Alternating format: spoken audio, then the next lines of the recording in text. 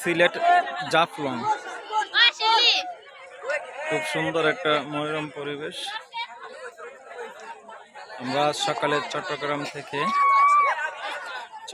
থেকে সরাসরি চলে আসছি জাফলং। খুব সুন্দর একটা পরিবেশ, এখানে হাজার হাজার পর্যটক আছে। খুব সুন্দর একটা পরিবেশ।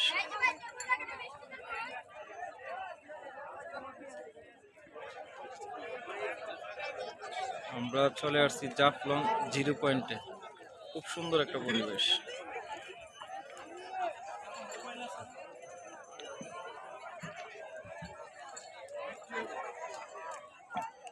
খুব সুন্দর একটা পরিবেশ।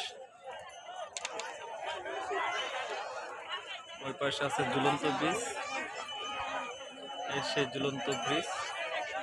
খুব সুন্দর একটা মনোরম পরিবেশ।